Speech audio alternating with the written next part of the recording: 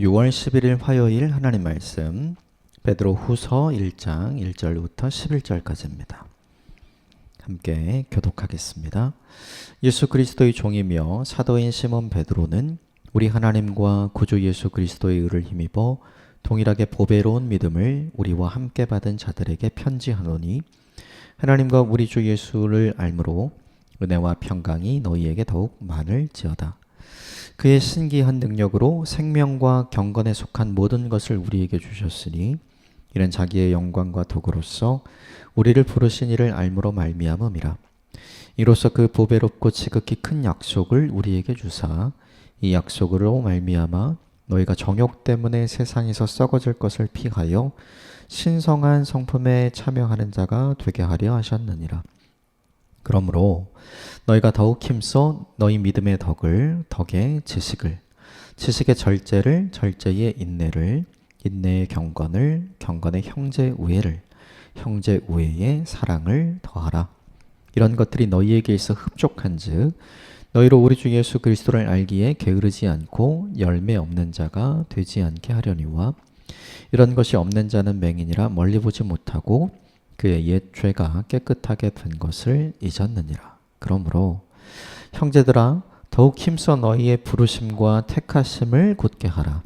너희가 이것을 행한즉 언제든지 실족하지 아니하리라. 이같이 하면 우리 주 곧 구주 예수 그리스도의 영원한 나라에 들어감을 넉넉히 너희에게 주시리라. 아멘. 이것은 하나님의 말씀입니다. 오늘부터는 베드로 이제 전서를 끝내고 베드로 후서를 함께 묵상하게 되는데요. 베드로 전서가 쓰여진 다음에 대략 한 3년에서 4년 정도 지난 후에 베드로 후서가 쓰여진 것으로 알려지고 있어요. 근데 그 3, 4년 동안 상황이나 환경이 바뀐 건 없어요. 그러니까 네로 시대 치하에 박해와 핍박은 계속 있었고 오히려 초기의 박해보다 나중에 박해가 훨씬 더 강도가 심해졌기 때문에 오히려 네로의 박해에 의한 핍박은 훨씬 더 강해졌다고 볼 수 있죠. 그러니까 성도들이 피부로 느끼는 고난의 강도가 더 커진 거고 고난의 길이가 훨씬 더 늘어난 상황이었던 거죠. 베드로 전서를 함께 묵상할 때 이야기했던 것처럼 사람들은 짧은 시간의 고통은 잘 견뎌요. 그런데 이 짧은 시간의 고통이 가중되고 끊어지지 않아서 오랜 기간의 고난이 되면 이때부터 흔들리기 시작을 하잖아요. 그래서 베드로 후서를 기록을 할 때 사람들이 갖고 있었던 이제 질문들이 있었어요. 그게 뭐냐 하면 우리가 가지고 있는 믿음을 계속 지키는 것이 과연 맞는 것인가? 왜 이 고난의 기간 동안 하나님은 아무것도 하시지 않는가? 예수님은 분명히 다시 오신다고 말씀하셨는데 그리고 내가 다시 오는 것을 볼 사람이 있다고도 말씀해 주셨는데 왜 예수님은 다시 오지 않으시는가?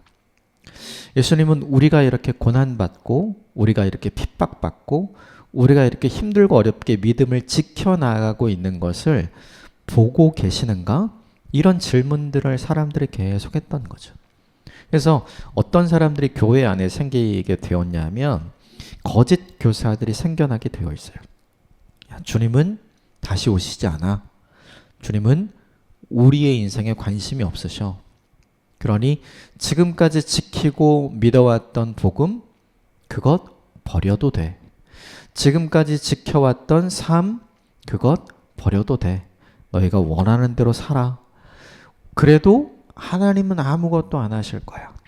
라고 이야기하는 거짓 교사들이 교회 안에서 생겨나게 된 거죠. 왜 생겨났냐 하면 고난의 문제를 해결해 주시지 않으시는 주님에 대한 의심과 회의적인 질문, 그 질문에 답을 잘못 찾은 거예요.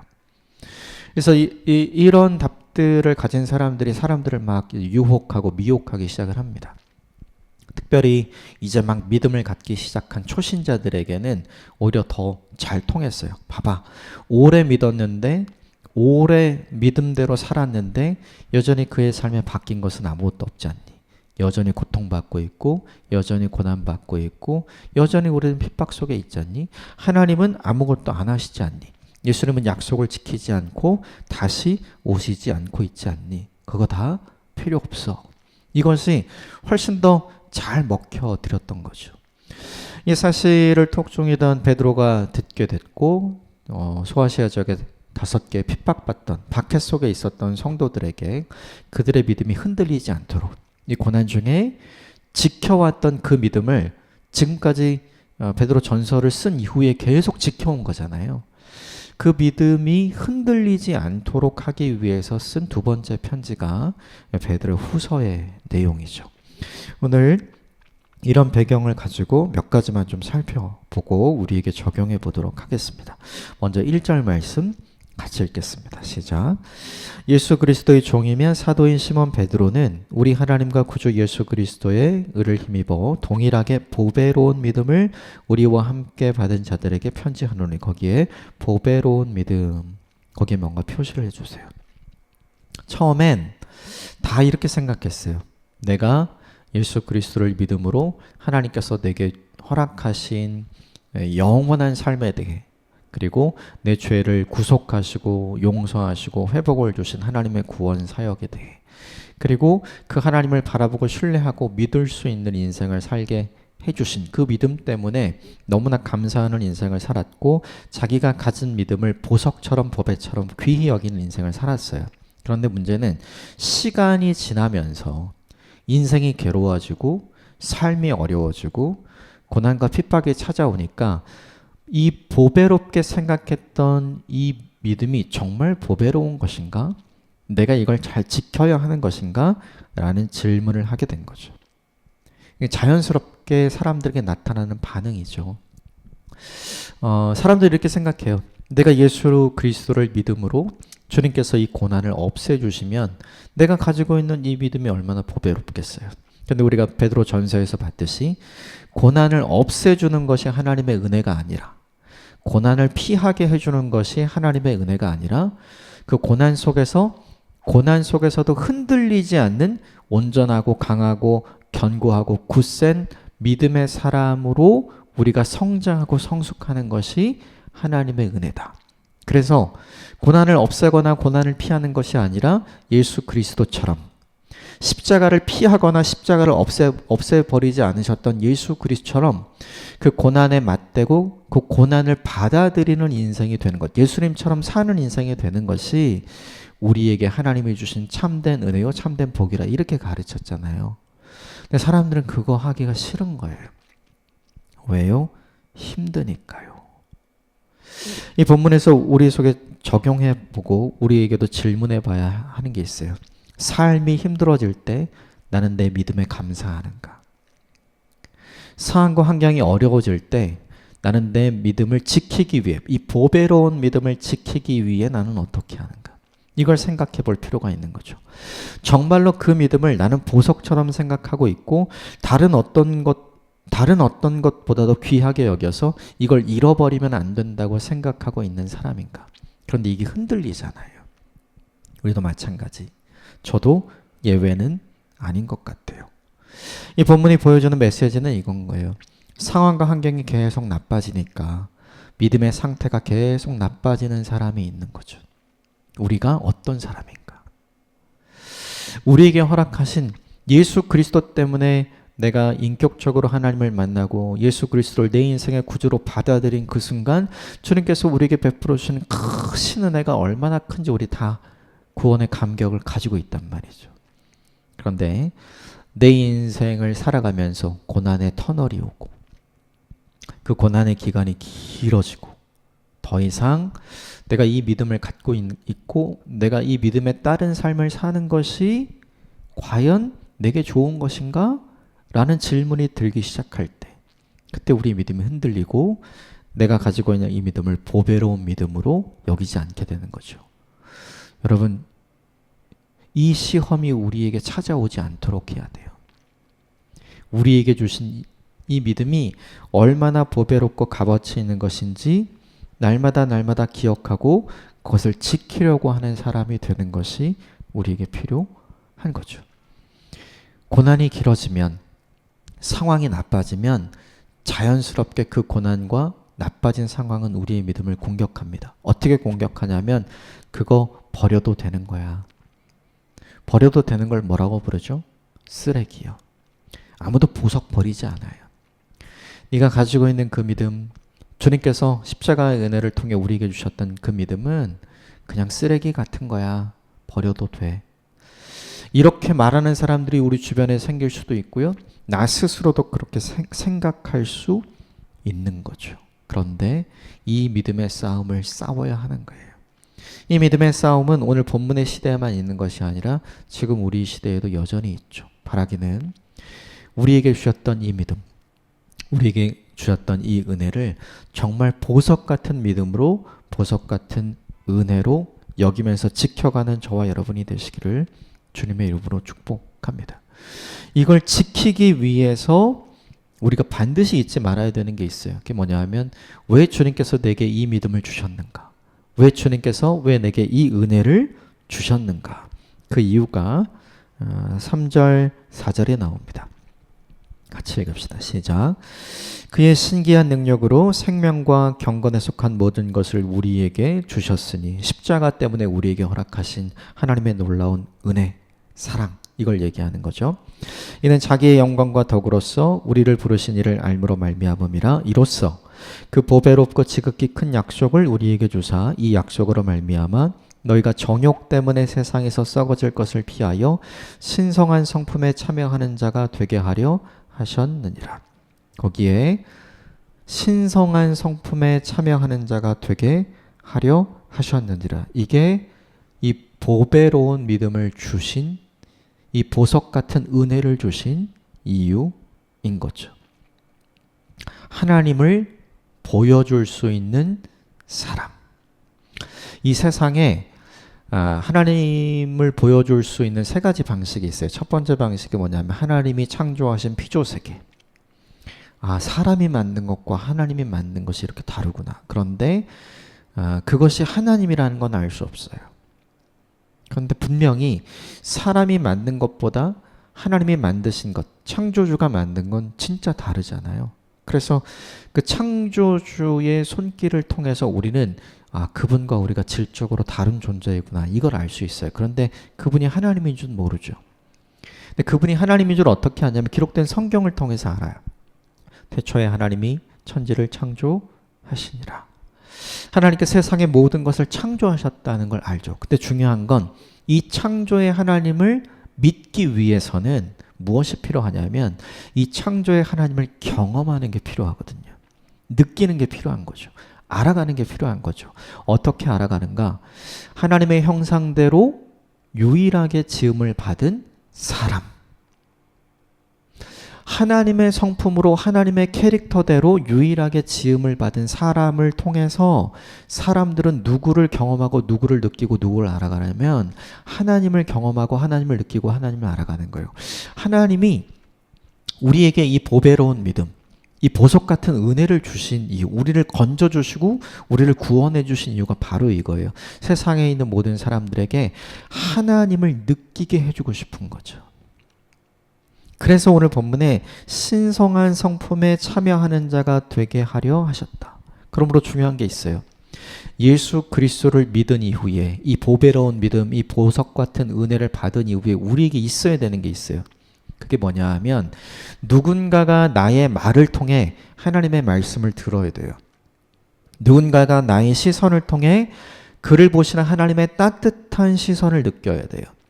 누군가가 나의 손길을 통해 사람을 언제나 고치시고 회복시키고 따뜻하게 품어주셨던 하나님의 손길을 경험하는 거죠. 누군가가 내 발을 통해, 예수님 사람들이 가지 않는 길을 가셨잖아요. 만나야 될 사람이 있기 때문에 아무도 찾아가지 않는 사람에게 찾아가는 그 일이 누구에게 있어야 되냐면 우리에게 있어야 하는 거죠. 이게 하나님께서 우리에게 보석 같은 믿음, 그리고 보석 같은 은혜를 주신 목적이라는 거죠. 그럼 우리에게 적용해야죠. 네. 하나님이 나를 향해 가지고 계시는 목표는 내 인생, 내 삶이, 내 인생이, 내 성품이, 내 모든 것이 하나님을 드러내고 하나님을 보여주고 하나님을 경험하고 하나님을 느끼게 해줄 수 있는 것이어야 하는데 나는 과연 그렇게 하고 있는가? 그러면 우리에게 적용해 봐야 돼요. 내 눈이 주를 닮았는가? 내 입술이 주를 닮았는가? 내 귀가 주를 닮았는가? 예수님은 항상 주님 말씀을 듣고 순종했잖아요. 내 손과 발이, 내 몸이 예수님을 닮았는가? 이걸 우리에게 적용하는 일이 필요한 거죠.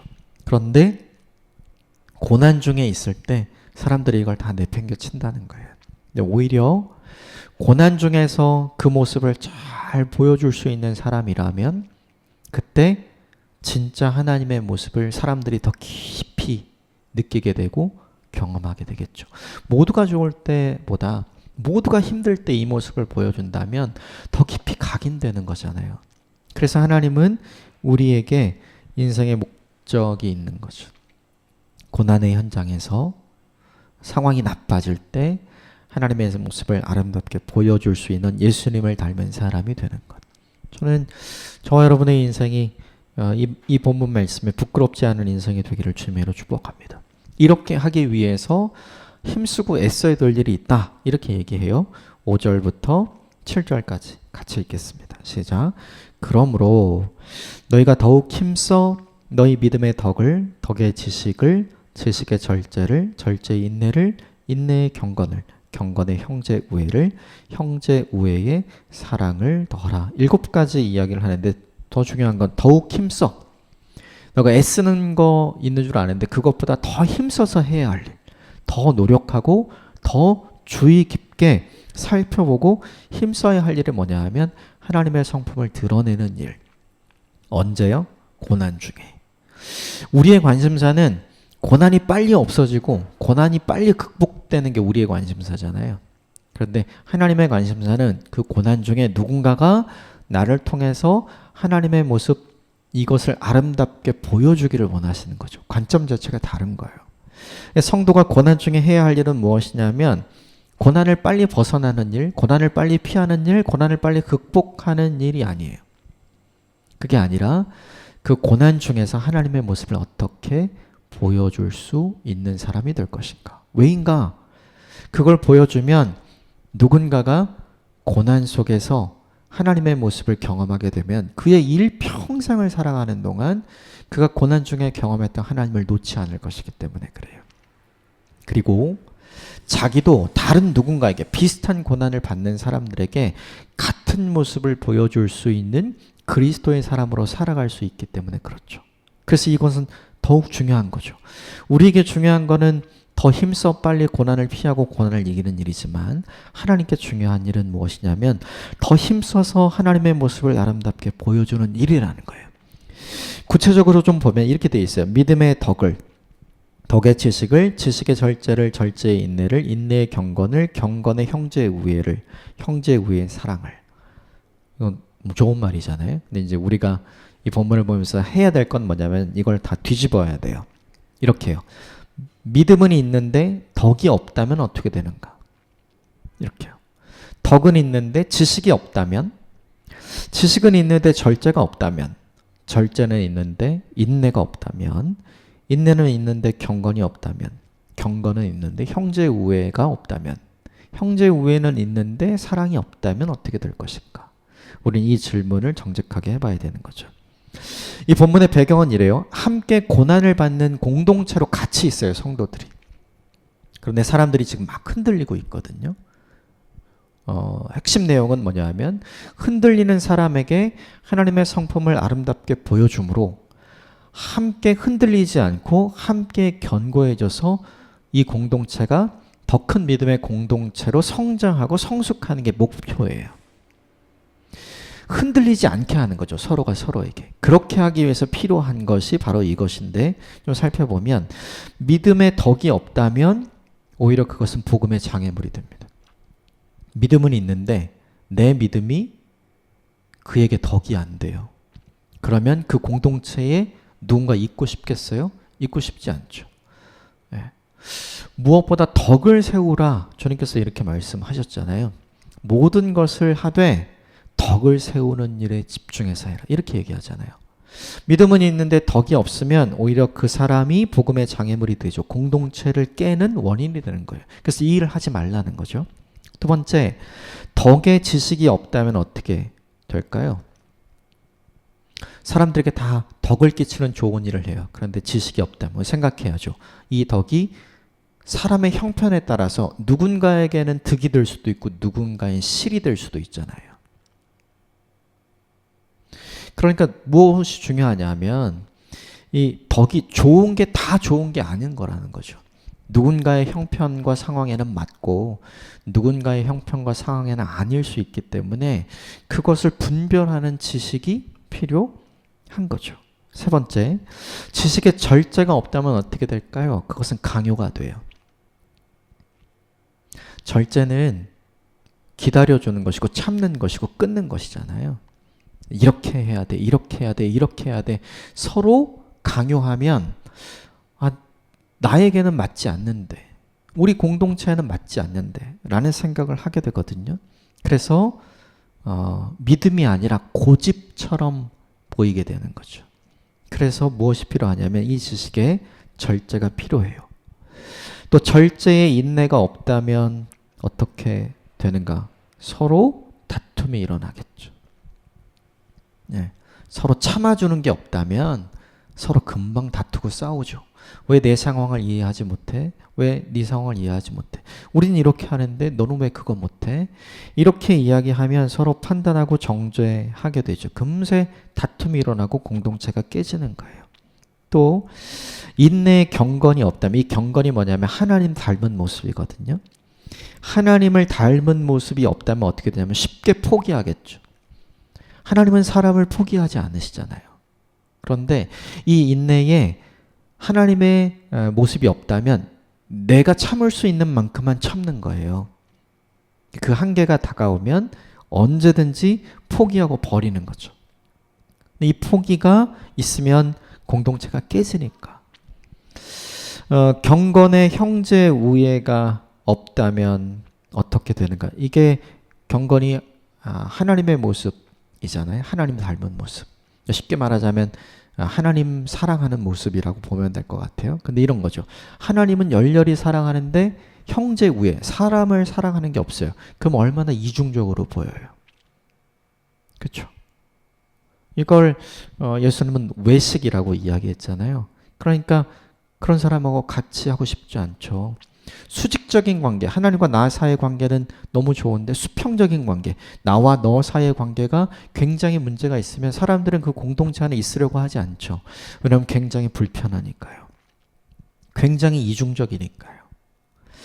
마지막으로 형제 우애의 사랑이 없다면 어떻게 되는가?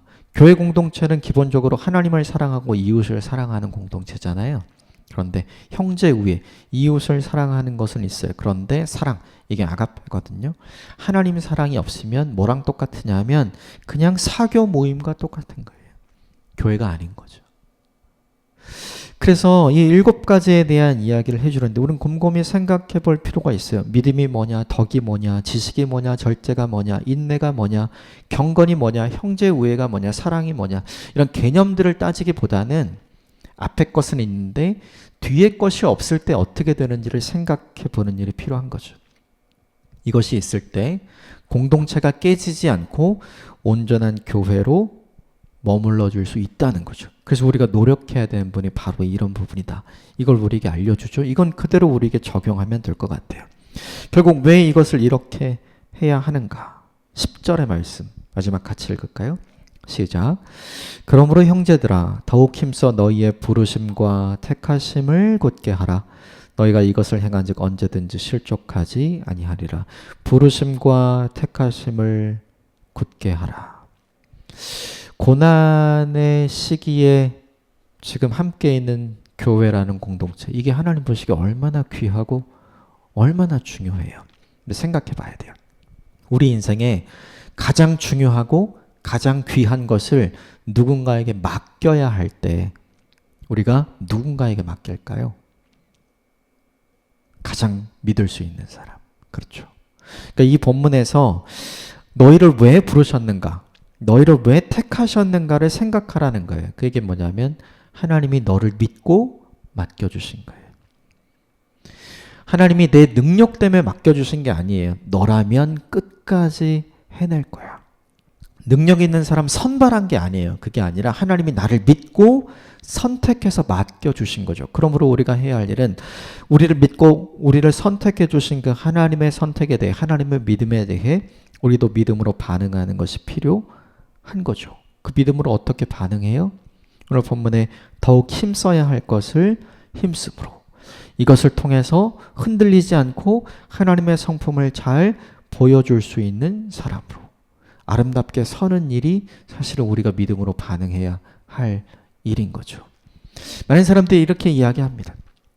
위기의 순간인데 그냥 믿음 포기하면 편하게 살 수 있는데 왜 믿음을 지키고 있니? 그거 어리석은 거야.